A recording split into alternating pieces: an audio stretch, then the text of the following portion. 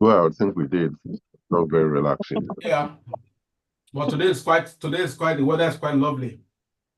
Yes, it is. By the way, happy birthday, happy anniversary to our principal and provost, vice chancellors, and his wife's marriage anniversary. Yeah, thank you. So we're on YouTube now, and don't sweep it aside. They are congratulating you. Congratulations, sir. Congratulations, sir. Yeah, thank you, everyone. Thank you. Congratulations, my brother. Congratulations. And CEO from Tony. Yeah, I can see Tony now. Tonero. Congratulations, Pastor. Yeah. Many blessings. Thank you so much. Yeah. So the first question I will ask for those who are preparing for interview is that what is the difference? What is the difference between data governance and data management?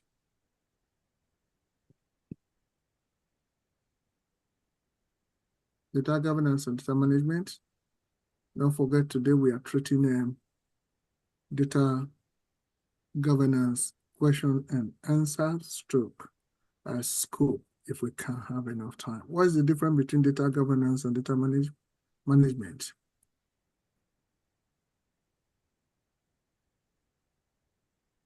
Please don't play with this question. Very important. In most cases, those who are seeking for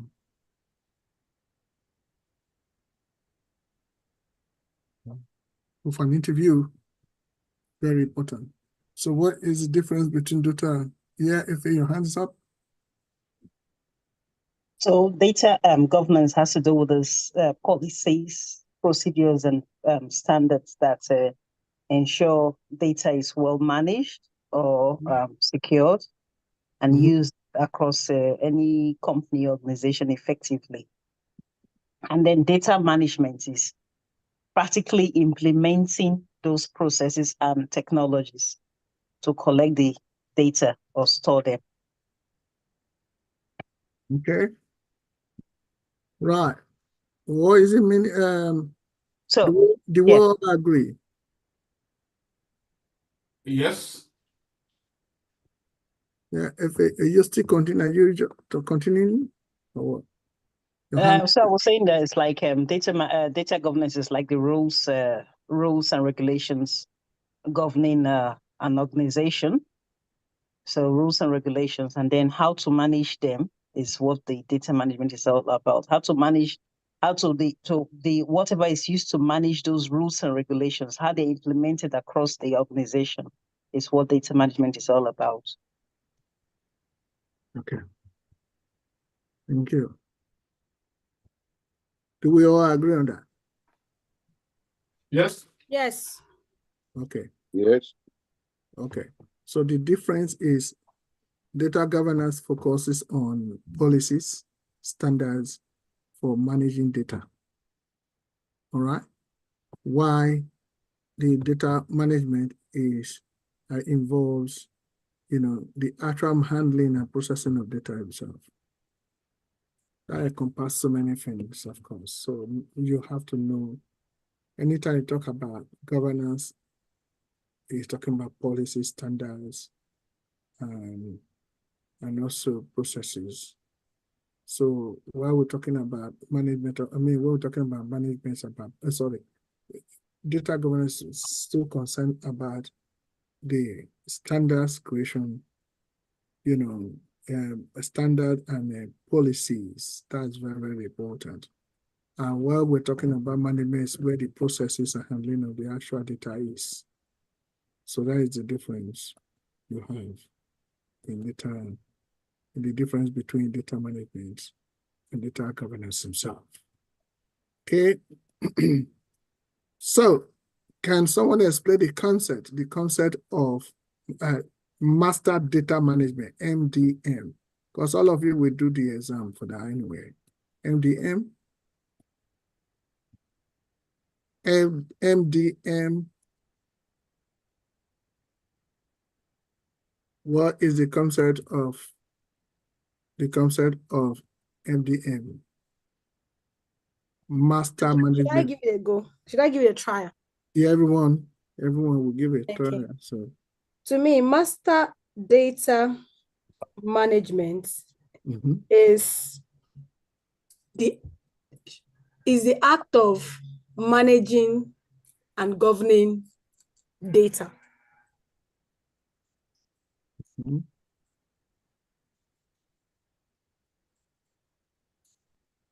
You know the concept of MDM? Anyone?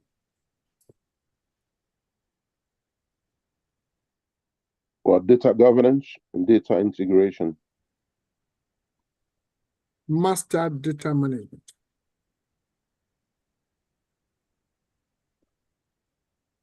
I think, well, I know Mary said something just now, but I think it's when an enterprise has like a master database, I will put it that way, and then every other data within the organization, say from the HR department, IT department, training department, every of their data is linked to that particular master database. When you hear the word master data means that is like we have a master base or database. That's what it means. That's what it is anyway. It simply means a process that ensures an organization or enterprise, master data is accurate, consistent, and uniform across the entire enterprise. That's the process. We're talking about management now of master data. Is a process that ensures every master data we have is accurate. Every data we have, the management of this, when every master data we have is accurate, consistent, and also uniform across the enterprise. Wherever you hear the word accurate and consistent, what are we really talking about? Data storage. Storage. Accurate, the data must be correctly input into the system. Yeah, so when we're talking about, what does that really mean? And it must be uniform. It must correlate. So if you say correlate, what do you really mean by saying that? Must be consistent. Yeah, consistency. Trusted data, I think. Yeah, what do you mean by that? It must be true. What do you really mean by that must be true? What do you really mean by that? It must be accurate. Yeah, what do you really mean by that? Say must be accurate. The information must not be biased. As in being scalable. All the things it must be realistic. All these things you're bringing out right now, all of you are bringing right now. Valuable. It has only one word that we call it that all of them will fit in. And what could that be? Trust. Standard. Okay, now I ask another question, Linda. Say, what are the data quality dimensions?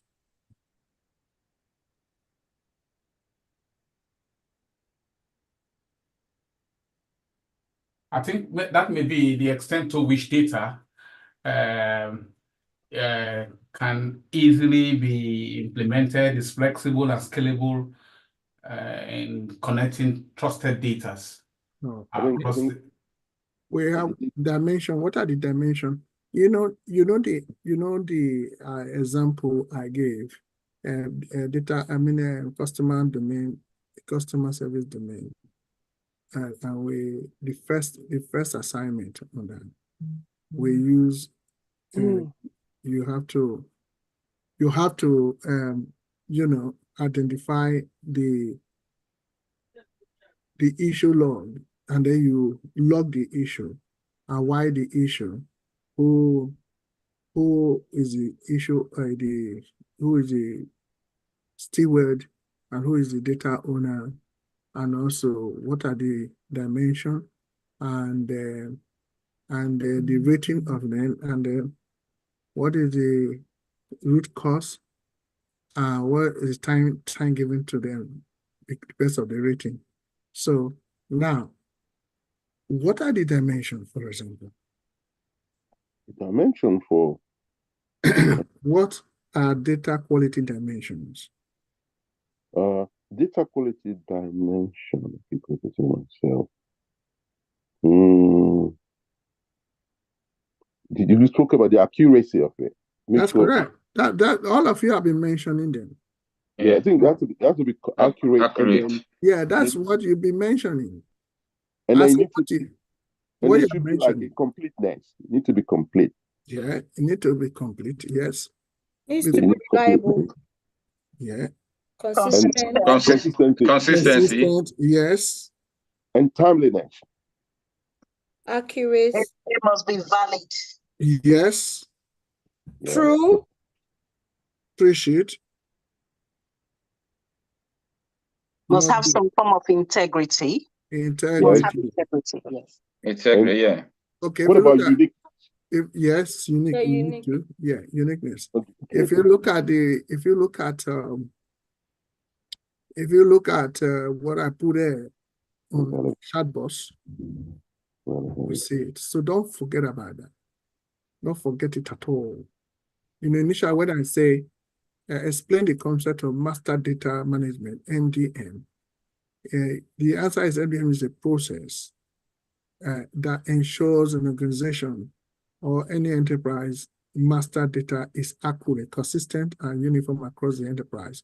It's simply talking about data quality, management of the data quality. So Yeah. if you have data quality, dimension that you need to, when we talk about data quality, talking about the dimension of it that need to come out. So you can carry out initiative based on that. Okay. Please don't forget about that. Yeah, but Pastor, what I come across with data dimensions in terms of or what I know you've told us before for this class, you spoke in terms of volume, variety, velocity, and veracity. No, These are the 4 V's. No, not that one. Not that one. Maybe I have to share it quickly before we move forward. Data quality.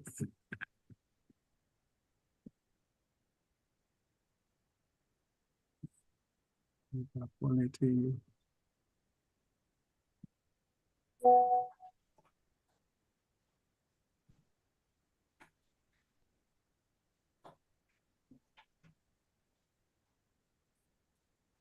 Okay, let's see. Let's take those.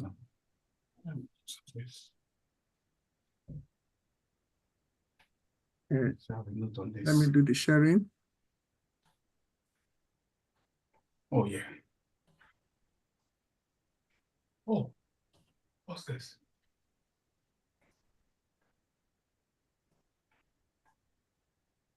Can you see this? Yeah. Can you see this? Master data quality. Can you see this? Yes. Yes. We talk about accuracy. Hello? Yes.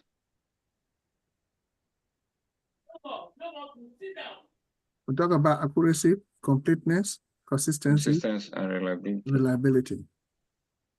So you have the literature. Then we talk about strategies for data quality, how you can get it done. Okay, you can create an initiative from these slides when you are asked a question. Okay? Okay? All right. And then we talk about the challenges that you may face. Let's stop this. The real world situations, examples, and we talk about conclusion of the same. So data accuracy, completeness, consistency, reliability, they are very, very important. So you must understand those dimensions. Is that okay? Is that okay, everyone? Yes. Good. All right. And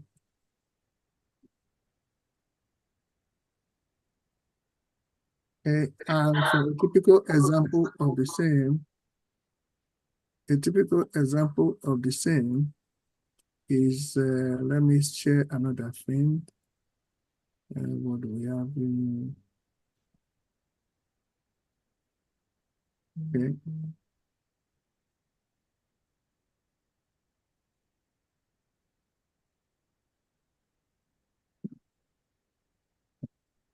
Am I sharing what I'm sharing? Can you see what I'm sharing? Can you see what I'm sharing? Yeah, yeah. So it's an Excel sheet, isn't it? Yeah? Yep. This is supposed to be assignment. Are you familiar with this assignment? Mm-hmm. It's just one of the results of the assignment. Yes, customer relation. Or we have critical data elements to follow. Okay. Are you familiar with this assignment? No. Okay. Who said no? Paul. Yeah, Paul, because you have not done this Me assignment. too. So Yeah. you need to do this assignment. Okay. Okay. Yeah. This is a CRM platform where we have customer relation management domain. So an issue here, if doing classification or whatever, and it not said the issue here is incomplete follow-up date. So this is resolved. But if it's an incorrect cancel date, there's a problem. So both customers and the catered staff, that's a scenario anyway, it's a scenario. So Okay. if you have this issue that you describe the issue and then you log it in, you raise it, and this is the time you raise it, and raised by who? Paul Ojo. Impact rating is medium. If it is high, then we know that we're going to look at how you're going to resolve, how long will it take you to resolve the issue. All these Okay. are things you will be meeting all the time. Okay. Mm. You need to do this assignment so that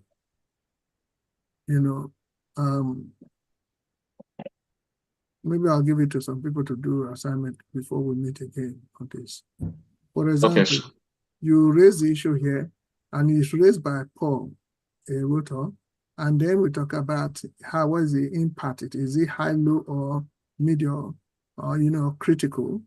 So if it is so, what is the system? Is it the system that caused it? We say, okay, it's database. Data entity is follow up. CDM, critical data element of it is also follow update. Primary data quality dimension. This is what you're supposed to know. This is a quality dimension. So if it's the issue that you raise, is it validity issue, or is it complete? Is it incomplete names or address, or what has been put here? Is it consistent? Also, it's not even accurate. So data owner will be like noble, and who is the then data steward could be anybody, just like that. And the root cause will be people. All right. And or it could be system. So it depends on how it is, the kind of rating you have here. With the medium, if it is high, you want to resolve the issue quickly. You want to bring it to closure quickly. So, and it depends on the rating, but you must understand what it is. So, I just cite an example on that anyway, because you need to do the assignment before you understand what it is. Okay? Okay. Yeah. Then I'm gonna ask the question.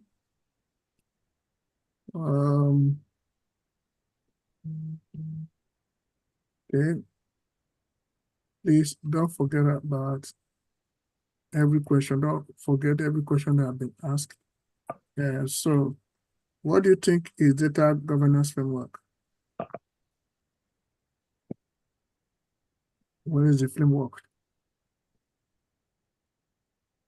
Data governance and framework is the pathway on how you can You can, liaise with other functional departments on.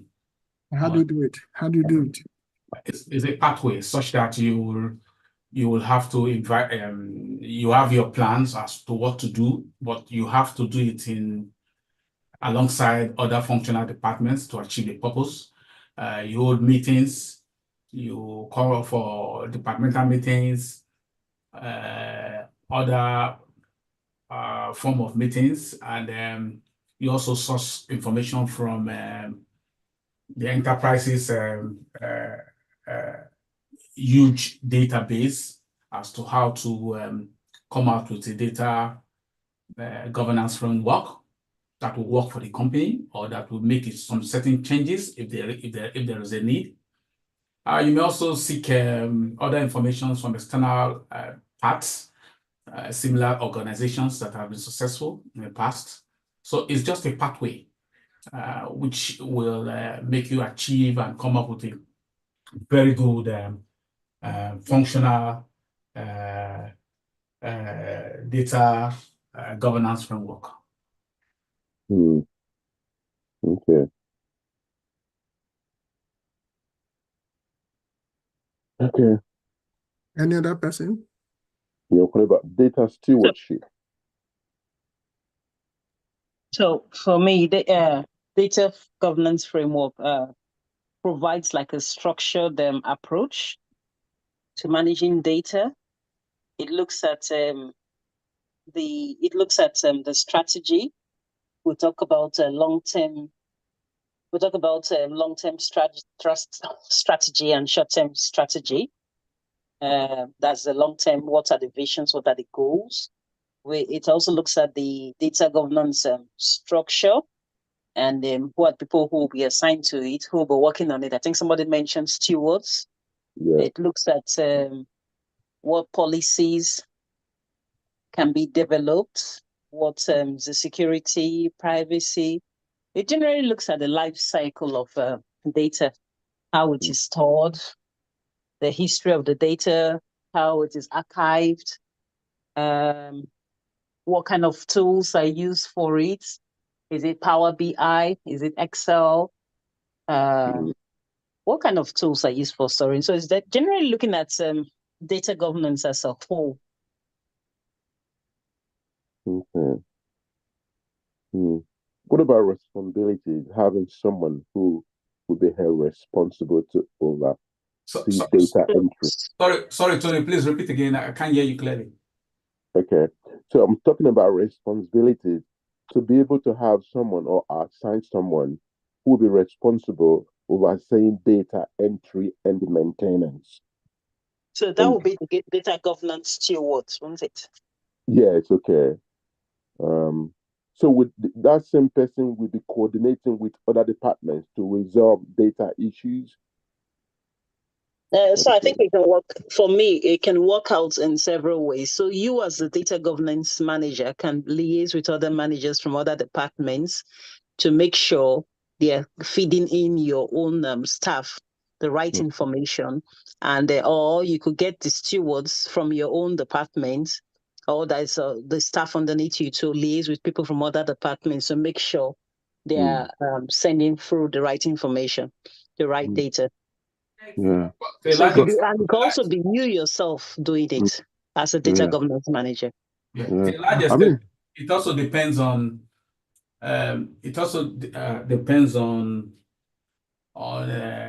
the task you've been given to do.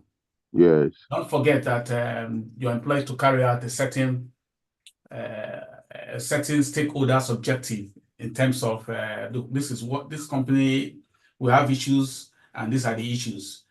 What are you going to do to achieve and come out with a framework so that we can be well and above board, ensuring that we're able to meet our objectives. Again, I think as a data governance person, part of your framework would also include potential risk, identifying potential risk and drafting policies around so many regulatory requirements and organizational goals. Okay. Okay. Thank you so much, because it's good to hear from you all. Okay, Barrister, do you want to? Sorry, I just wanted to reiterate what Omar just said. He used the word potential risk is one of. In fact, potential is key. Is key because anything you're doing in any organization or establishment, you look at potential risk, or else you put the company or organization in problems that could lead to litigation and even leading to the organization even folding up or going bankrupt. Thank you. Thank you so much, because you want to avoid risk and not compliance issue. Yeah, that's why you kind of bring out a framework. So when you ask what is the framework of data governance you carry out, a data governance framework is simply a structured approach, as Amanda said, a structured approach that outlines the process, and policies. You're talking about data governance. It's just like you have defined data governance already. But what is the framework? Framework is like the structure you put in place. It could be a foundation. It's a foundation, the structure, the superstructure that you put in place to ensure data quality. I mean, let data have value by way of integrity. So, when they ask a question, say, thank you for this wonderful question. Of course, you know that, the framework is actually the structural approach outlines in order to ensure data processes and policies and standards for managing and protecting data assets at your disposal of the enterprise. Well, how do you do that? You see, it's not by the definition. You want to carry an initiative, you come out with a way of initiative. Always go to the literature I've already given to everyone. Literature that I've given to you, if you read them carefully, when questions like this come, articulate it right from the literature, giving them examples. Okay? You understand? If you want to come from the risk and non-compliance issue, then you can bring it up, because when you carry out that initiative, you discover that there are a lot of non-compliance issues and posing risk into the enterprise. I came in and I raised it up, I log it in, and identify the potential hazard, the root cause of it, and you look at the rating, and then you this society, and then eventually the result of it, use the STAR method of bringing that initiative out. Your Barrister, your hands up. Sorry, I just wanted to add that although you use the word giving examples, it's very important that we personalized it. In my previous or in my current role. Yeah. Very important. Yes, I'm involved or I intervened, or my involvement with a customer. Give examples of what you've done. You don't really have to have done it before, but that's why we have classes like this. You can learn from what other classes say. There's no way they will not, because that is very important. You can say in your previous job, your previous role, I led the data governance initiative to ensure data quality, assurance or data quality dimension were to be taken care of.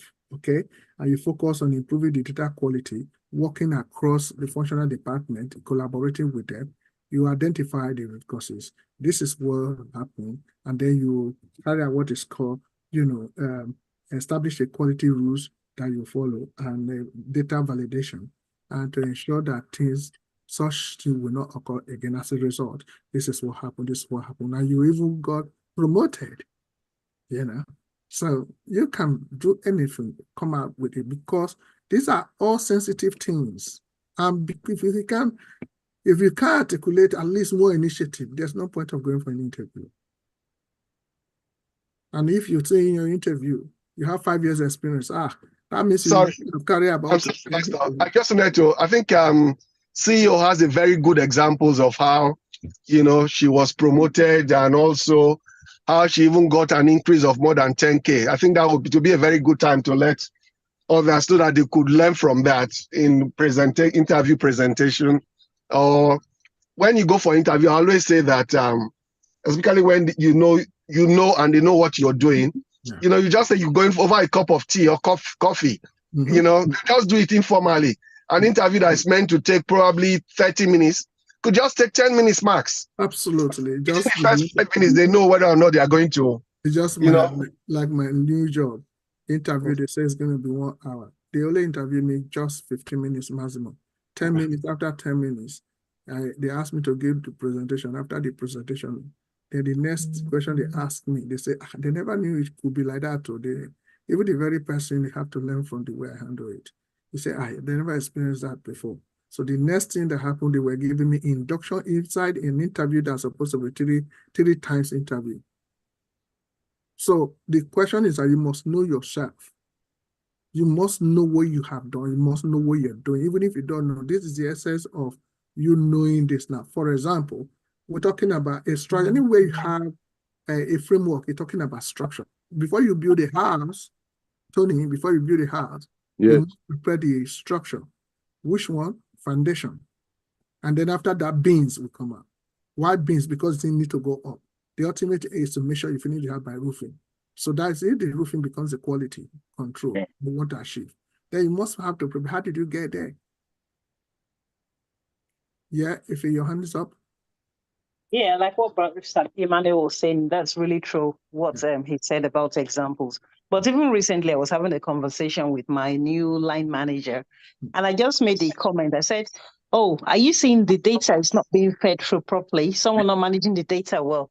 So this is nothing to do with data governance, but this is so also because in all our jobs, everyday lives, we deal with data, whether we like it or not. So data, if someone sends you something, you have to verify if what they've sent you is correct. You're looking at that data that has been sent. It might be to do with work, it might be to do with anything at all. So, and I was just saying that, oh, so the data is not being fed incorrectly by someone. And this man went off into a 1 hour discussion with me about data. That was just because I just put that little thing. In fact, maybe when he was talking to me, I think I must have zoned out at one point. But it was just because I mentioned someone there and he went off at how people cannot do their jobs properly, blah, blah, blah. This data is they send the data through to us, blah, blah, blah. And it's to do with a construction site. So you can imagine data is in our everyday lives. And like what Barrister Emmanuel said, just chip in 1 or 2 things and the person will go off into one. And they will forget that you're being interviewed. Yeah, very important. Louis, your hand is up. Thank you. Yes, sir. I have just a few minutes. There was a file I dealt with about an hour ago, and it had to do with a company called Turo. Now, for us to be paid, there was supposed to be an authorization code we're supposed to get from the host. Now, when that file came to me, I noticed a lot of data were missing, and that authorization code was not there. But the fact that the system recorded I got into the file. Now, madam noticed something. It is now that's why there's this word you say, we're all responsible for data. Yeah. The company will not excuse the fact that they lost a good amount of money because you saw it and you didn't do anything about it.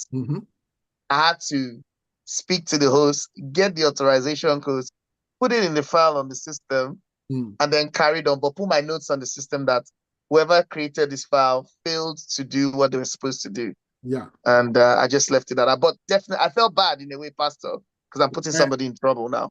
Yeah, data is very important. I'm putting somebody in trouble. I felt bad, to be honest. Yeah, no, it's not feeling bad because it's for purpose of training and if I had not done that, it will record that, okay, I saw it. Yeah, and you did not. But I didn't do anything about it. Yeah, you're always backing yourself up. That's I was going to say that's that scenario that Mr. Louis just gave nice an expo for someone who's going for an interview. That's correct. Have you dealt with a difficult situation before? How did you manage it?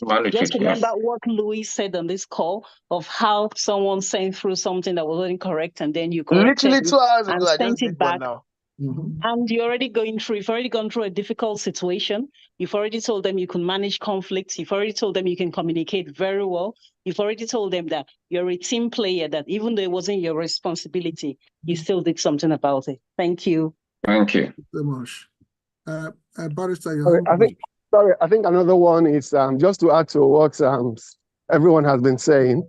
Another very good, I'll call it something that makes the interviewer very impressed is when you give examples of feedbacks that you've received. That's correct. I think, Pastor and CEO and Louis, they will attest to this, even Omo. you know, when they see that you've got very good feedbacks, there's nothing wrong with even going with feedbacks that you've got. Just ensure that it's anonymized. Yeah, you know, the name, yes. You're going to say, as a result, errors reduced by 30%. Yes, that is it. Yeah. And the company was impressed in 6 months, and there came improvement in customer insight. Absolutely, yes. More accurate reporting for strategic development decision making. Yes, so, like what like what Louis just said. At the end of the day, if he hasn't done the right thing, it could even lead to him getting the sack.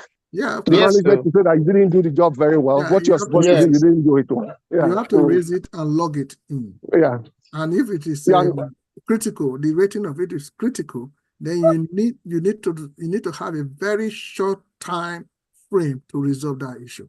Otherwise, it might reoccur again. And why do you need to do it? You have to avoid reoccurrence. And time is money, data is money. So if data has got a problem like this, then it's going to pose risk and non-compliance. In fact, it's going to affect the strategic decision. That's why we also have training. You know, at the end of the day, such a staff could be sent for training. Everyone, we're all human beings. No one is an island. Yeah, the person that would have done that is a new staff, definitely. Yeah. So, if that is understood, let me just share a quick literature. Sorry, Pastor. I think it would be very good for probably Louis or CEO to just give examples of how, when you go for an interview, how you can personalize it. You know, so that at least for the benefit of those that are new, so that they'll be able to personalize it on their role that they've done. Yes. Articulating what Louis had just brought out. Yes, yes. Okay. Well, any of you can do that now. Any of you can do that now. I think CEO is better for you to. The scenario is about somebody who. So mine is very long. That's why I don't want to say mine. You and Louis will be long. Are you still there? Okay. Yeah. Louis. No, Louis busy. So CEO. Okay. All right. Let me. Sorry, I didn't get the question. My battery is. I'm about to plug in my battery. Okay, the example that Louis gave in terms of someone who never it's actually a data quality issue, incompleteness. That is, I think it's inaccurate and incomplete data that was not in the system, and someone didn't put that in, so he resolved it, and he felt bad that why did he say whoever that from data entry position did not put this completely. So it felt bad. It's not feeling bad. It's about actually improving the quality of how to handle data within the organization. That's the MDM issue, the master data management. Because if it's not well handled, then it may lead to risk and non-compliance issue, leading to litigation case not to let just a company lose of profit. So do you want to create a scenario of such? Is particularly the example given by Louis. Your time starts now. Okay. Good afternoon, everyone. Well, hello, Mr. Whatever is the person's name. Probably the question will be like this: how do you deal with a difficult situation? How have you dealt with a situation in the past which was likely to impact the company? That's so correct. I would say, right, in my previous job role, sorry, CEO, not whatever. Please call the name, please. Please. Okay, Mr. Emmanuel. Hello, Mr. Okay. All right. So probably make during it very the formal, course of the please. Thank interview, you. he would have said his name is Emmanuel. So I said, oh, nice to hello, Mr. Emmanuel. Nice to meet you. Thank you for having me here. I really appreciate you inviting me for this interview. And then the questions will go on, and I will probably come up with that question about conflicts or difficult situations. So I would say in my previous job role, I dealt with a lot of data which passed through, which was passing through the system. But fortunately for the company, I was picking up a lot of inconsistencies along the way, which no one else had picked up. I found that there were a lot of discrepancies or inconsistencies between the department, the IT department, and the human resources department. And of course, you know, the human resources department is very key, very crucial in any organization because they have the data of everyone, both external and internal stakeholders. So I picked up that there was lots of inconsistencies. So what I did was to do some profiling. I did some data profiling, data cleansing using Power BI. And through that, I came up with a very clean database, which even the director of the company heard about, and he was quite impressed. That led to my promotion. I got an increment of £15,000, and at the end of the day, too, I saved the company quite a lot of money because they had been losing consistent sum of money every year through inconsistent data on the system. In fact, to be honest, I saved them over £10 million, which they were losing yearly. Thank you. Yeah. How did you all find that? Spot on. That was quite elaborate. Yeah. Quite good. Thank you. So this is what you could be doing all the time. Award winning. I've also Award winning one. Thank you. Well done. I've sent you, all of you, the process of selling yourself based on any initiation you carry out. What she did, she was able to thank the person, of course, Barrister Emmanuel, who interviewed her based on that. And she was able to articulate her initiative in data governance. And also she was able to talk about the platform, this platform is customer relation management platform. And she was able to talk about how she thoroughly, carry out data analysis based on the root cause of it. And she did that she identified the root cause by collaborating with a cross-functional department, which does collaboration with data stewards.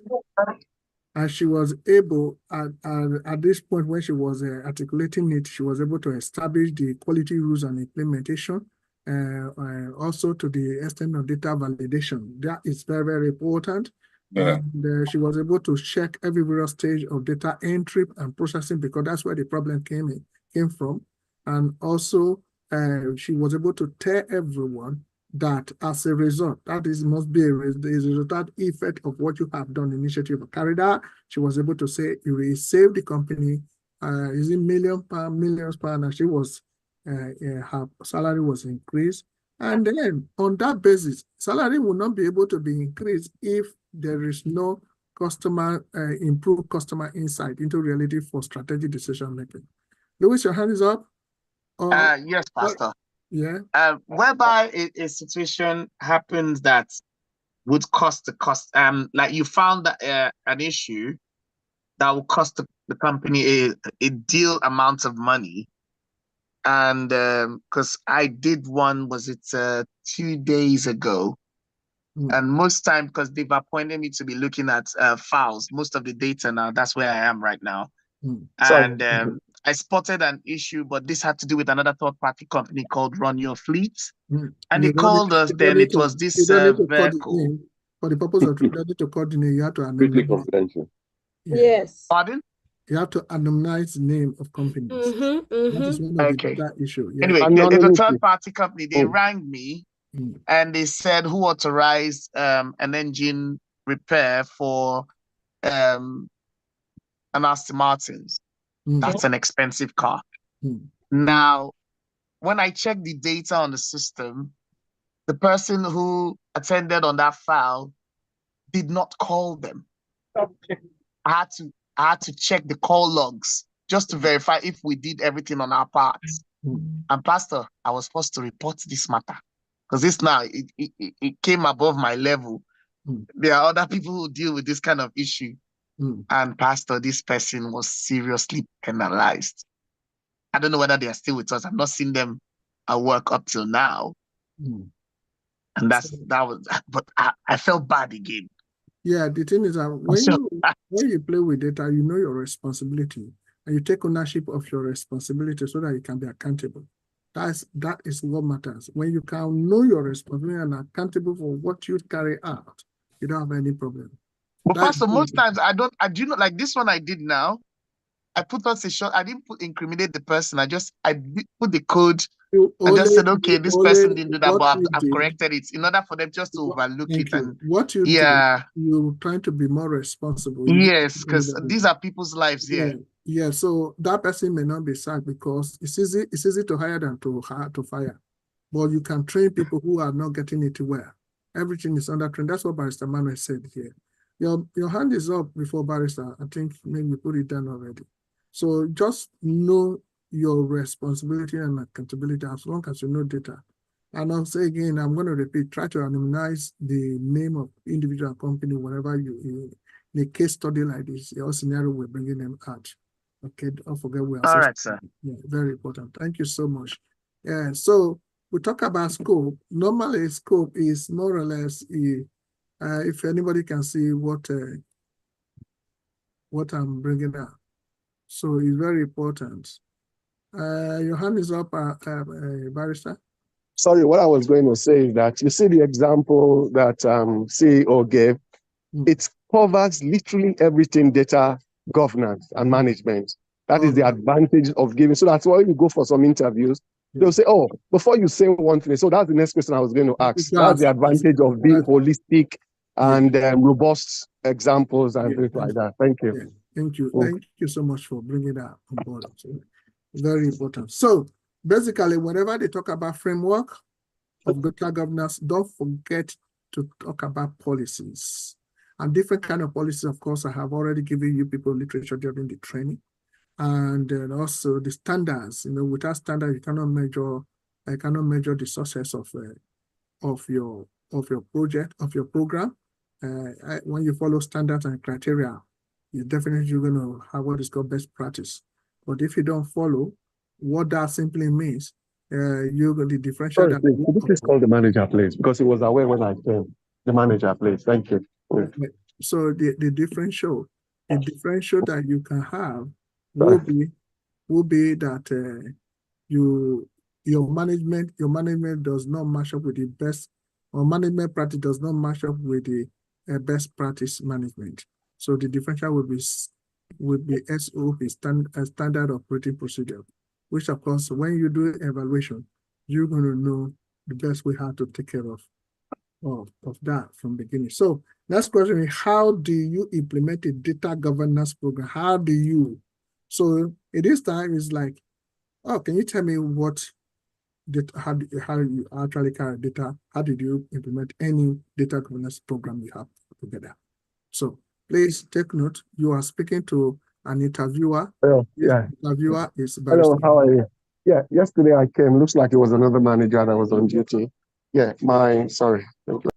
So, okay, can somebody articulate or give an answer?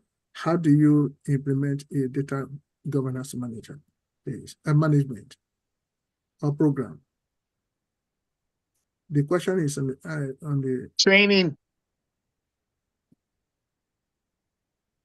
Sorry? More and more training, awareness. The question is right there on the campus. How do you implement, or just this time, can you tell me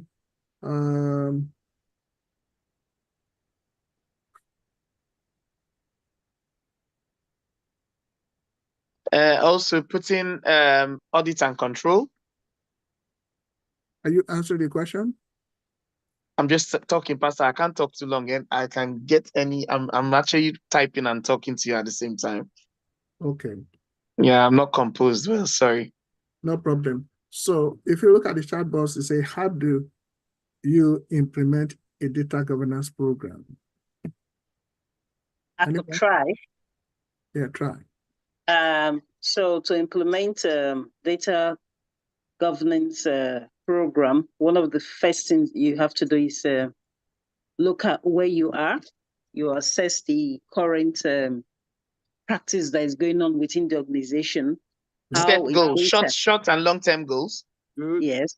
How is data being processed? How is data being passed around the key stakeholders? So when you look at that, then you identify any gaps which may be between which may exist between what they're currently doing and what management is hoping to achieve at the end of the day by employing you as a data governance manager. Then you look at the vision, what vision the program is meant to, what vision is meant to, what is the vision that the data governance program is meant to be for? How is it aligning with the goals of the organization or the company? Then you define the objectives. So, of course, we know that with objectives, they need to be measurable. They need to be specific to that particular data, and it needs to ensure They need to ensure that it is compliance, like what I think it was Barrister Emmanuel Olmo mentioned earlier on. So once you've gotten all that, it will now assign people who will. So once everything is in place, you would assign those who would manage the whole thing, and that will be like data governance stewards who will be responsible for probably updating the system, making sure that the data is consistent, making sure everything we said about data governance is accurate and all that, taking up duplications, and working collaboratively together with cross section team, making sure everything is up to date. And then you can also choose they can also choose what kind of technology will be employed. Is it, are they going to use something like a Power BI? Are they going to use SQL? What kind of tools will they be using for the data, for cleansing, for cataloging, for storing? And then you also have to look at conducting training to educate people about why data governance policies are being implemented across the organization, because sometimes people don't really understand. You might just go into an organization and say, right, we want to start making sure our data is compliant and all that. And they look at you as if, what is he talking about? After all, we have everybody's names on the system. But what they're forgetting is there might be names which are obsolete, which should no longer be on the system. Like one of the companies I got employed by recently, I found out, I was telling the manager that my surname has been spelled without an alphabet at the end. And he was saying, oh, yes, that's because when we went into the system, when IT wanted to put you back on the system, they found that you're already in existence on the system. And I left that company 2 years ago. So they said, so because of that, what we had to do was, what I said was, it could have just been as easily to just delete me from the system and then put me back again on it. And he said, no, well, it's not usually done like that in this place. So he said, well, I told them that, okay, since they can't take you off the system, they should just put you on the system, but remove an alphabet from the system. So in other words, now I'm existing twice in that particular organization. That's duplication, isn't it? That's duplication. And anything can go on in that place, because it could be said that they're paying the first person and they've not sent the money to the second person, or they're paying the second person. And someone will say, but why are two of them existing? Doesn't mean we're paying her twice. So these are some of the things that need to be looked at. Okay. Yeah, thank you for the valuable answer to the question. Okay. Sorry? I said thank you for the valuable answers to the question. Yeah, thank you. Yeah, Barrister, your hand is up. Yeah, sorry, not trying to speak too much. Yeah, I remember I said I was going to come back to the class and on the feedback on the insurance company. I would have actually wanted Louis to come, because this is Louis' field or area of specialization. You know, like I said the other day, I got a Mercedes and a Tesla, and I called the insurance company to remove the Mercedes from the policy, and they canceled the entire policy, which cost me a lot of money, you know. And basically, I said I wanted to speak with the manager. Like I always say, that's why it's always good for one to know his or her right. You know, when I said I wanted to speak to the manager, they said anyway, they put the manager through, and I spoke with the manager, said he's actually checked the tapes and the transcript, and that the both staff that I spoke to were correct. in their approach, the way they dealt with the matter. Because at the end of the day, the new quotes they were giving me was one of, I think the lowest for the Tesla was 7,000 plus, almost 8,000. One of the quotes, sorry, in the market, when I went online, I think some of them are going for 10 grand and the rest. So anyway, to cut a long story short, I now insisted that they should reinstate what was there before. They said, no, in as much as it's been deleted, you know, it's been, the policy has been cancelled. There is no way that they could reinstate it. So I now said, well, where I was, there was no way I could drive the car without getting the car insured. Because if anything happens, they'll say I don't have insurance. So I had to tell them to put the quote they gave to me, because I know at the end of the day, they're going to return my money and compensate me. So lo and behold, when I insisted that I wanted the tape recording, and you know, when they tell you that each conversation is being recorded, that is actually the truth, you know. So I said I wanted the tape recording and the transcript. And I also made a formal complaint. The complaint team now called me. She started by saying apologies to all the problems the both staff had caused me, that at the end of the day, in fact, he said he's not sure of that manager and those staff still keeping their job. I said I don't want to cause any problem for them anyway. So she now said they are compensating me. That she asked me if they should send a check to me or they should pay the money directly into my account. I said, please transfer the money. She asked for my account details and they compensated me and reinstated it to what, okay, they now had to get a new policy anyway, but it was exactly what was in the previous, because usually when you are taking an insurance, if you do it the same day, it's usual, but if you give them like about a week or two before the time, it's usually cheaper. Yes, so that's something we should all learn. And that's, I'm just buttressing what CEO and others have actually said in terms of the importance of data and how an error, because I gave the lady I spoke with, I gave her the registration number, not the policy, because they were saying, you can imagine they were saying that the manager said I spoke with said, oh, I actually gave her the policy number, and that I was saying that the policy, I said at no point did I say the policy? I didn't even mention the policy. I was always referring to the registration number and the car. So that's why it's good for one to be explicit, know what you are saying. And if you ask for the tape recording, you know everything will be in accordance with what you've said. Thank you. Thank you so much for that. So that why this scenario are very important for us to is for us to understand how to carry out the framework you have been employed to do. So the question here is, how did you carry out or implement a data governance program?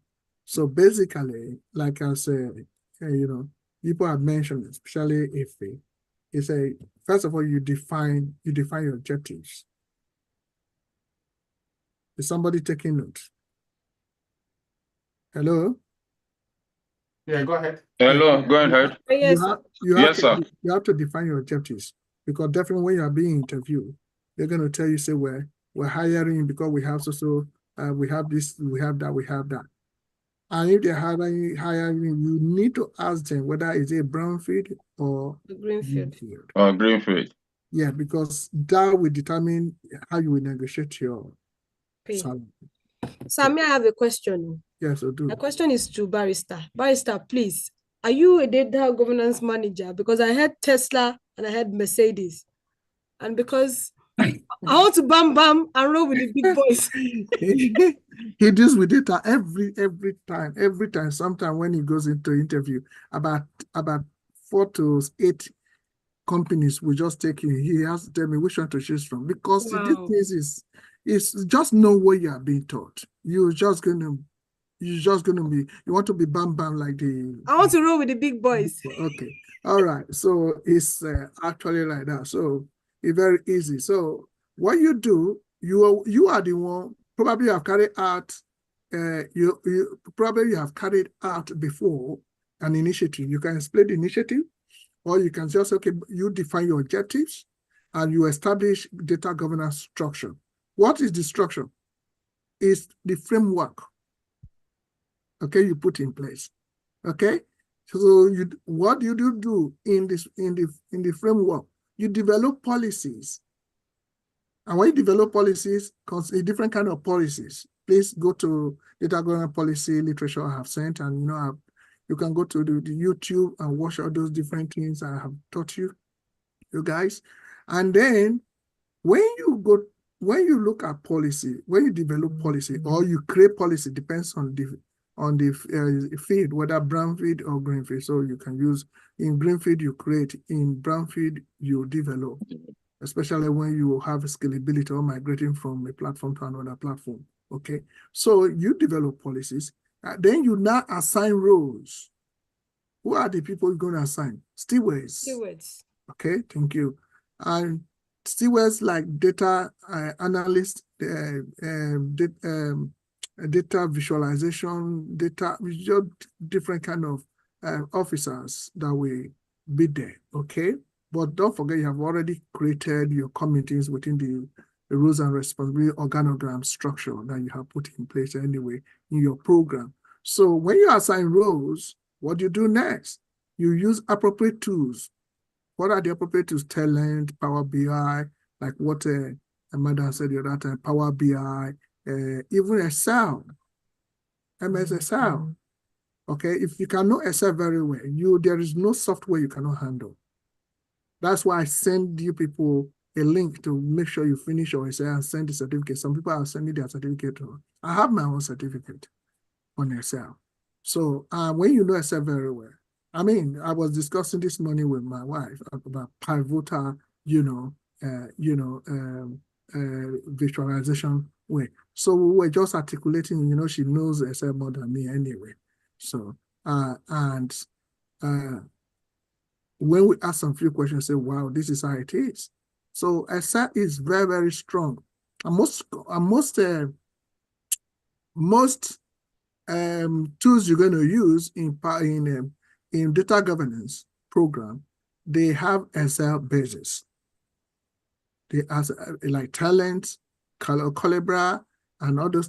They all have Excel bases. Okay. Informatical as well. I was articulating the issue of business analytics.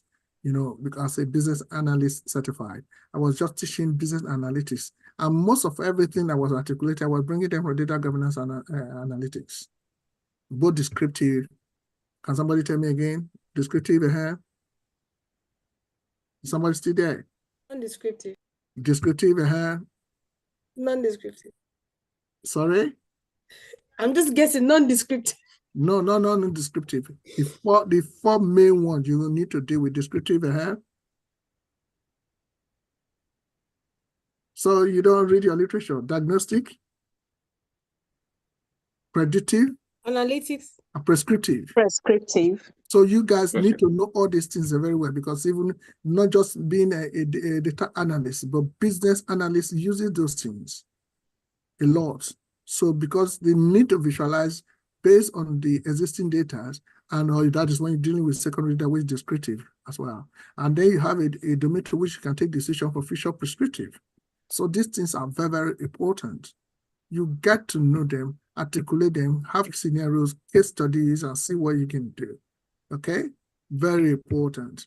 So when you have those tools, Power BI, Excel, Talent, Calibra, and Domo, the different kind of company customize their own. But if you can know my SQL, Excel, Power BI, easily you can use any other tools. You can be adaptable. So use the tools and also the appropriate tools and the technologies, and you know how to visualize. So basically, how you implement data governance program is defining your objectives, establishing the governance structure, developing policy if it does not meet up with the existing the complexity of data you are handling at the moment, then you develop. And then, assigning responsibility and roles to each of those, structure that you have put in place, especially organizational structure, then use appropriate tools and technology to either visualize or analyze or claims or whatever, carry out data quality initiatives. And then your data will have integrity. People will buy into your value. So this is very important. Don't forget that you have to enshrine your program into the business case, business aims and objectives, not the IT side. IT is also an integral part of your program, but the business case is what matters. And when you do not, if you do not tie in your program into the business corporate objectives, corporate goals and objectives, then you may have a failure. You have to establish the existing position of it. Very, very important. That one is found in second assignment. I don't know, let me just I don't know if I should visualize something for you so that you see how it's been done. Do you want to see that? Do you want to see that example? Yes. Yes, please. Good. Let me see. You are used to it before. So what is what am I? Oh, should I? Let me move it.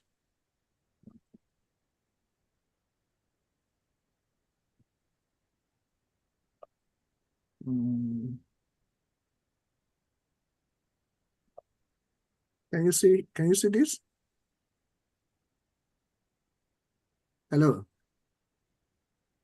Yeah. Can you see this? Yes. Okay.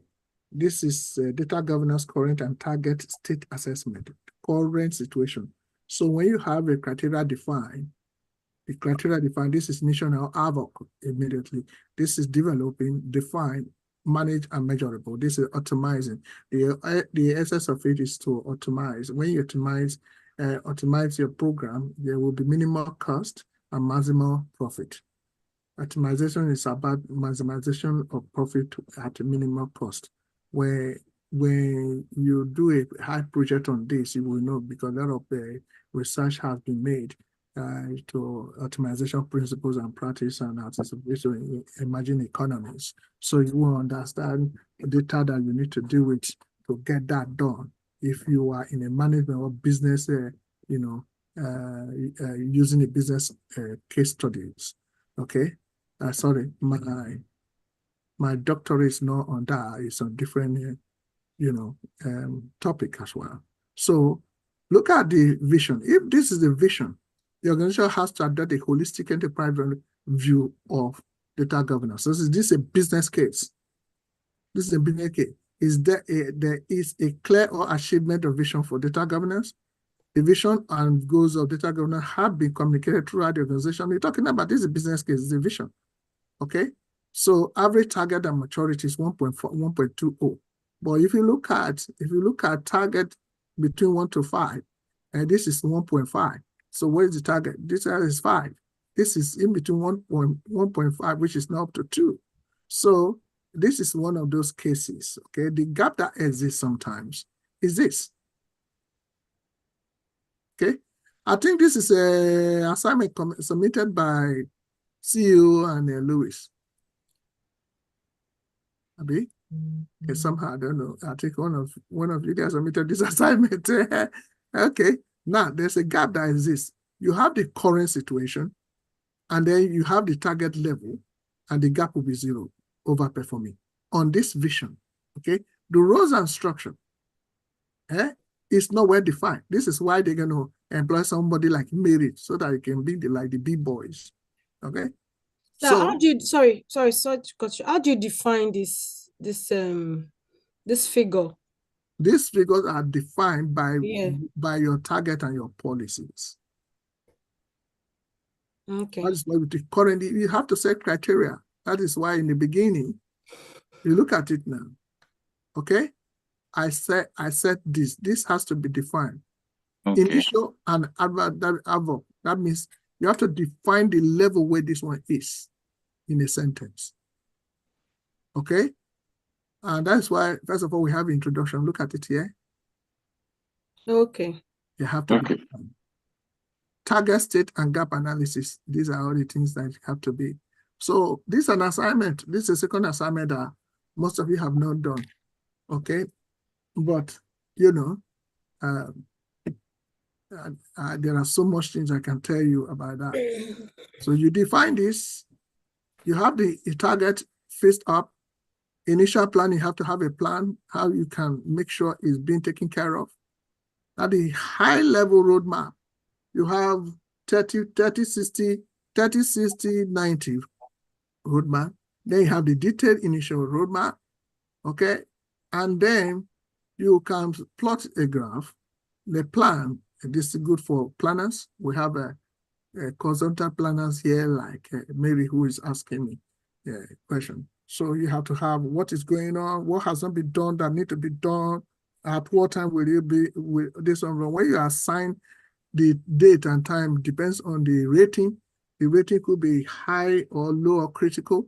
So that will determine the time you really want this to be achieved. If in days, you assign the days automatically, it falls in here.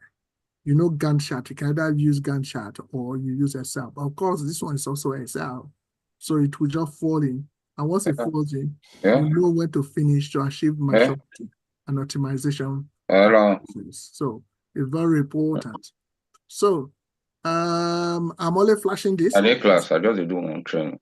I'm only flashing this. I just want you to understand that with time, you get to reach this level. You know, if you need it, I'll find time to teach you more about this. So, your hands is up, Barrister.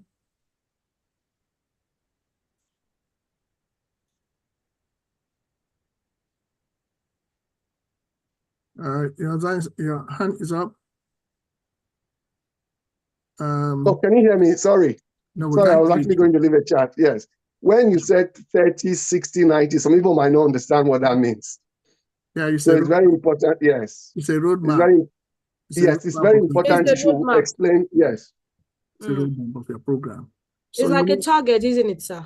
Yeah, it's normally that when you begin to speak those language, any interviewer will look and say, you know what you're talking about. But I can tell you, even the 30 days roadmap is not even being achieved. You may be up to 6 months if you have never found your level. Maybe 60 and 90. Yeah, they just be paying your salary. No, you must finish the 30 before you go to 60. Yes, it's 30, 60, 90. Yeah, 30, 60 might be a roadmap. But so at the end of the day, what we are saying, it could be starts from 30 days, which is like a month, 2 months, 3 months, or 6 months. You know, that's because.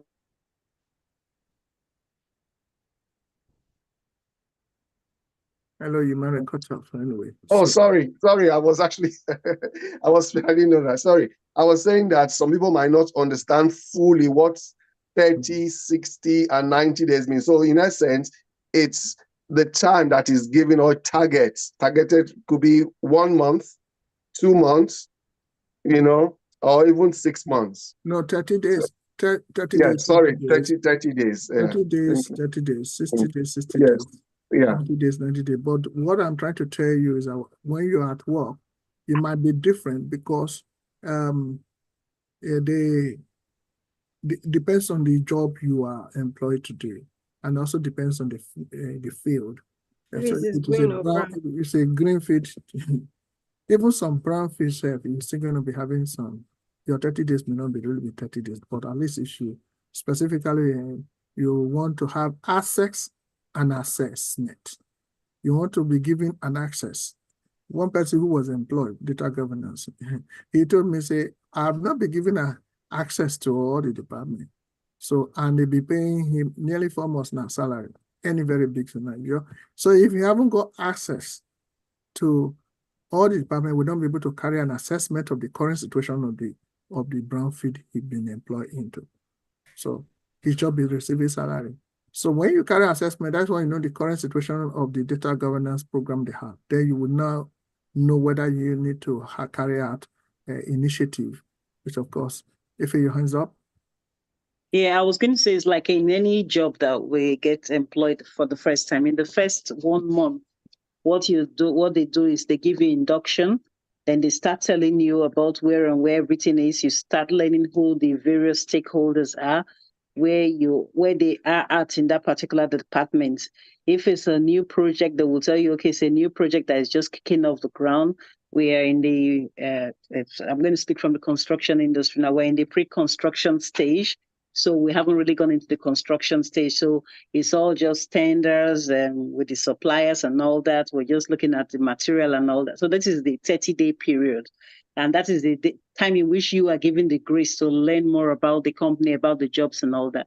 Then after that 30 days, you're now going to the 60 days. So the 30 days now is where they give you, you learn about everything going on.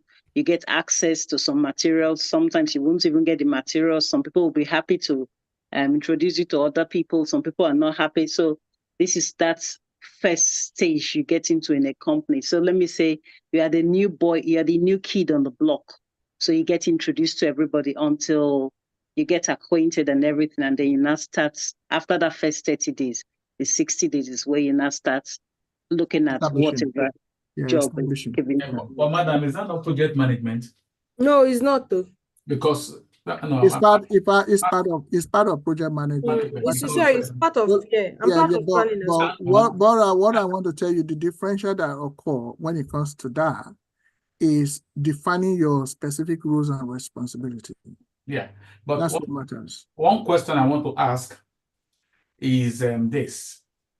Yeah, if you are employed as a project management project data management governance person, at what point do you now set your 30, 60, and 90 days expectations or targets? Immediately. Even though you have not been given access? No, immediately is 30 days. That means that's where the access and assessment comes in. So you are still engaging yourself within the first 30 days in assessing, giving you access and carrying an assessment. Yeah, but you just said now that you have a friend who, yeah, because it's in the first 30 days. The 30 days is still much ongoing. Sorry. Yes, that's what sorry, Omo, that's what I was going to say. Yeah. So we call it 30, 60 or 90 days, but it might not necessarily be 30 days. That 30 days could be 3 months. In 3 months, you're still trying to find your feet or trying to get information from various key people in the organization or outside the organization. Yeah. So it's not necessarily 30 days by our calendar, 30 days. Okay. Yeah. So do you know why? Do you know why? Because it's going to be one of the questions that you're going to be asked. Yes. You say, what are the problems you face in this thing? So it depends on you, what you want to bring up. But most cases, people bring this up because really that's what exists. Really, the first thing you have is the next question I'm going to ask anyway. So most cases, many people will not want to accept you or accept your program, so they won't even give you access to get this thing. They will form one reason or the other. And these things are always occur from for you how to locate your data governance, data ownership, because they don't want to. They don't want to because the reason why they don't want you to get that is that what is in it? What is in it for me? So most issues you encounter in the beginning during your access and assessment is the people, the executives or the stakeholders having problem with you. So why am I involved? What is it in it for me? So that means you have to do a lot of work. They will ask you, say, what did you do to mitigate against those issues? Because you have the problem with carrying an assessment because they don't give you access into the data under their domain. So what will you do? Some of you may mention of it earlier. You carry out what is called programs, educating, awareness, creating awareness, let them know the reason why they have to create value. Because you need to tie your program with the corporate goals. And if that should be the case, your programs are an integral part of it. So they need to give you access so that you can assess the quality of data they have in their domain. So most people don't want to accept data ownership because you want to assign it to them as people who are responsible and accountable to those data that are under their domain. So it's always It's always an issue. So that's why I asked the question, what is data ownership? Simply, it's the responsibility and accountability of a specific set of data within an organization. It's normally be assigned to someone who is in charge. So it's very important. And when you are getting this issue of roadmap, the first 30 days of your program roadmap, the most issue that comes from the data owners and also sometimes the chief executive who have not really know where abreast with what data governance program is. So it's very important. You might be receiving a really high level of money. I mean, you might be receiving salary, but you have not even passed your 30 days because of issue like that. Once you pass your 30 days, however, then you go to the 60 days roadmap, which is establishing your program. And that requires a lot of, arrangement that need to be made across the functional department, including stakeholders, not only stakeholders, stakeholders, of course, stewards as well, now establishing what their responsibility and accountability is. So it could be bi-weekly or maybe monthly, having a workshop or having auditing system, internal audit, and they pass it to reporting to depends on how you really want to get things done. You have to specify because you are the one who need to implement data governance that you have prepared. It's a simple thing. Anyone who has job, have a situation, bring your issue in the WhatsApp group. We can always tackle it, and you go back and you will excel in that. That is what matters. Okay, so I have also answered the question there, but I'm going to put another question. How do you measure the success of your data governance initiative? How do you measure it? How do you measure it? Very important. Mary, are you there? How do you measure the success? How do you measure the success of a data governance initiative you carried out? How do you measure the success? Don't forget, we were speaking the other time, carry out initiative, and what happened? What's the result of it? How do you measure? Please, can you help me out? Oh, are you phoning a friend? Yes, I'm phoning Madam Ife. Okay. Let me make a contribution here. Yeah. You can measure the success of your data governance initiative by way of the targets you've set for yourself, or the target the company has set for you, or what the stakeholders may have set for you. There are other systems through which you can measure success, which is geared towards seeing the progression of the work you are doing in terms of the whole data governance initiative you've undertaken, by way of, okay, 50% is done as so period. You have achieved 80%, you have achieved 100%. Okay. Or you can also achieve it, you can also measure it by way of implementation, such that what are the implementations in place? In my former place of job where I work, I was able to ensure that people are kept abreast with data governance policies via trainings which have been produced, such that they are able to attend online classes, they are able to attend on-site classes, and there are other literatures.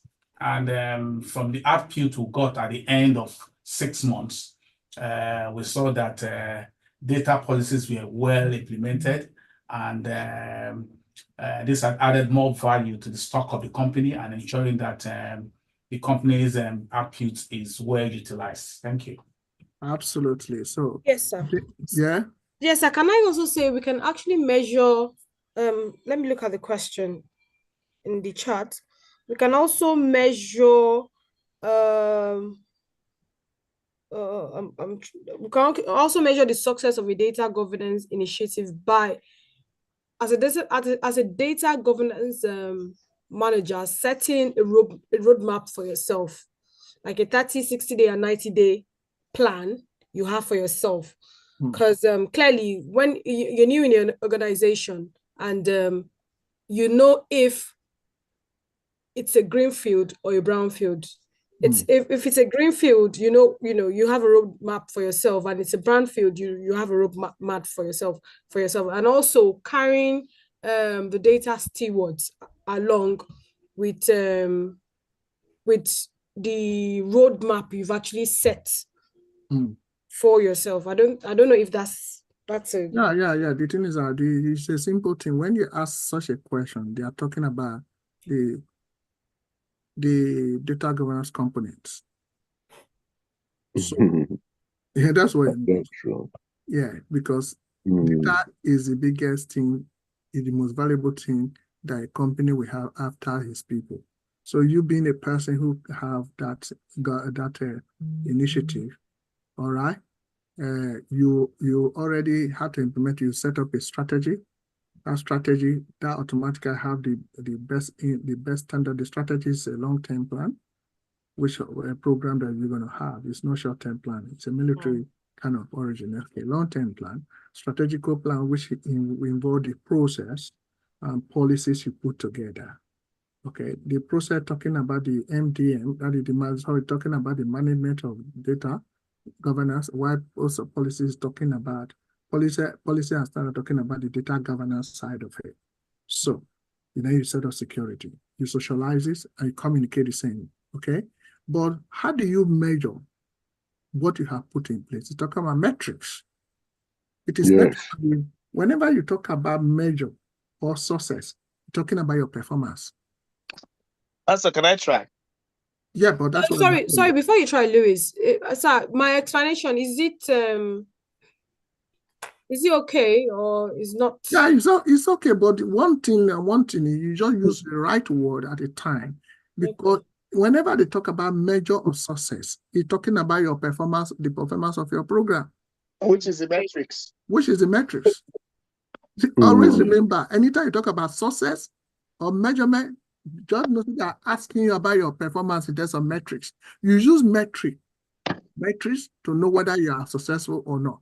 How do you get that? This is your current situation. This is programs are put in place now to measure such feedbacks from other data to make sure. This is your target. This is your target. So are you successful with your target by the metric you set? We set 1 to 5 the other time, the one I showed to you. 1 to 5, 1 being an adverb, which is initiative, 5 being the optimization. So if you don't even have a target of the policies that the policies have reached the optimization, then but you set a target that in the next time you will be successful in getting up to 2.5.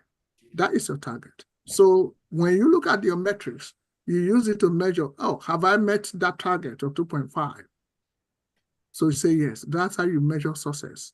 So whenever you talk about performance, measurement of success, just know that referring to your metrics, you use the criteria in which you get for you to meet up with your success. That means you have actually followed the best practice you put in place, but that are enshrined in your policies and standards. Do you understand what I mean? Yes. Always remember that.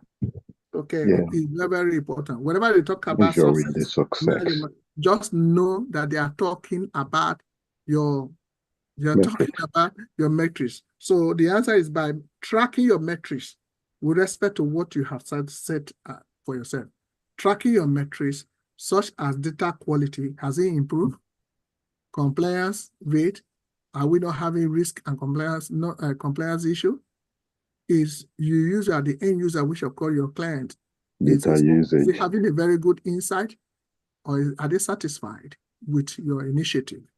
Because if you have a high initiative, as a result, error reduced by 30% within 6 months or 3 months, as you have said, as a target, and then reporting for strategic decision making has improved. So maybe they increase your salary, you can say based on that.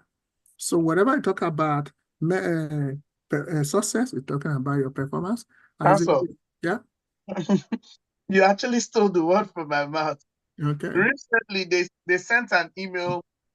What most of the line managers do at my place of work, at some point in time, they send emails even to you when you know you don't even do such a mistake.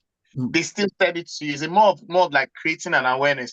But now they've buffed it up a bit now. They now say, okay, these things are constantly checked, so there's constant measure. It doesn't stop. Yeah. And guess what? There's an incentive to it now when you get it right. Mm-hmm. So it kind of like entitles all staff to make sure, oh no mistake must come from my end. Yeah. And so that's just part of what they've been doing now, to give some bonuses and incentives when you do some things right. For instance, if the company is fully paid for doing what they need to do, and you've done your part, so you get an incentive. Whenever you work, ask for KPI. What do they need in their KPI? What is the metrics? Once you look at the metrics, you taking all the boss. Your performance is high. If your performance is high, that's going to do evaluation. And when the evaluation, they're going to also evaluate you based on metrics, and the metrics are all set according to the standard you want to meet up. And why you're not meeting up? Because your process or procedure has gone wrong, not meeting up the best standard. If you follow best standard, you will definitely going to meet up with your metrics. Otherwise, your management tactics, management system is wrong. So as a result of SOP, which is standard operating procedure that you never follow, it will affect your KPI. So performance is always a metric you use in measuring the same. You set it up in your data program. That is what you need. You already know the current situation. Maybe an employer will deceive you during interview because you need to ask your question. What is the capacity? What is the capacity of this program you're coming into? They may just, they will tell you that we have. But when you get getting asked in your 30 roadmap, you're going to discover that it's not really brownfield, it's a big field. So then you have to create a lot of things in data governance side and even your MDM. So you need to have to handle, you want to have the management side of it. You need to create, or, it might not be robust enough to accommodate the complexity of data you're handling. And especially even when immediately you reach that they are doing migration, scalability, then you really need to do some work. So you need to negotiate your salary very well. Am I communicating? And they're going to ask you a question: what challenges do you face during your time as a data governance manager? What challenges do organizations face with data governance? You can even ask the company that question.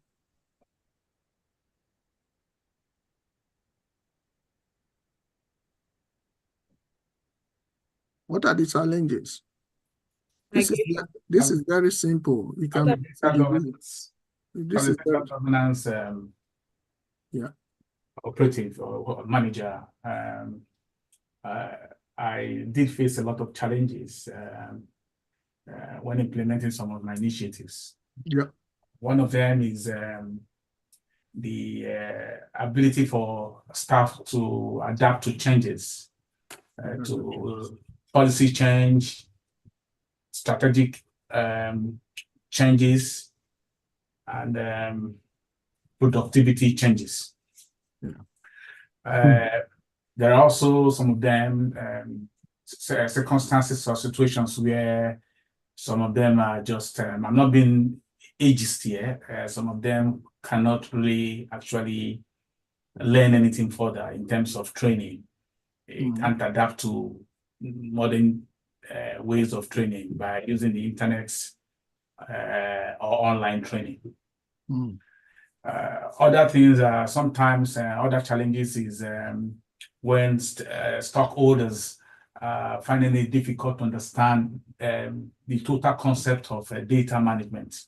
Of course, please make sure you hammer on that very well, very, very well. If that's only one, you are not expected to list so many. Yeah. You just say they are you got a lot, but just for the purpose of this interview, that one you mentioned should be number one. Number one, this seems to be occurring all the time in any of your, jobs and previous or even present one or that kind of. Make sure you mention this last one very, very well. Okay? Yeah. Very, very important. Thank you so much, Omo. Please, when you look at the chat box, please copy everything that is there. Make sure you get the answer, put them, articulate them, because some of you are going for an interview and you need to really, really have master over everything, because these are the things that are coming very, very well. I have more than 100 questions for you today before, but I'm going to be combining more. So it's very, very important. Those who have done assignment, those who have not done their certification, I send links to them. Please, some people are already sending me their certifications, and I have not received some from some people. Take advantage of it. Okay, this your trainer is reading every day. Pastor, you didn't send me any link. No, well, no, you are so advanced. Okay, I'll send you more advanced ones right now. I'll send you more advanced ones. So every day I study, every day I keep on updating myself so that you guys will not lack anything. So it's very important. So the answer to the question, what challenges do organizations face with data governance, is that challenges include cultural resistance. People always resist change. Okay, and sometimes some chief executive they will tell you they don't have resources to meet up the program, and you have to explain to them. So, like, lack of resources, and sometimes data silos, and that is very, very important. Okay, people will always, there's a data silo taking place, and maintaining data quality. So then you have to carry out the data quality initiative if you really want to. You have to carry out data quality initiative. And always, I gave you a process of it, and go back to literature I've sent to you, how to articulate yourself in terms of, selling yourself within 3 to 4 minutes of who you are, who you are, and what you have carried out during your previous or present, jobs. Very, very important. Take advantage of what has been put on the chat box, copy them, and then that will make a lot of differences. Please read your literature I've sent to you, and I've told some people to call me. They haven't called me yet. And if there are jobs coming in, I need to assign people. I must know who is ready for it, because I will not want to put someone in place when I know is not ready for such a job. So next week, before then, do you learn something today? Because I want everybody to respond. Have you learned something today? Yeah, I've learned. Yes. Yes, sir. Thank you. Only one person? Only one? Yes. No, Yes, I've answered too. Okay. Yes, sir. Yes, sir. Now, we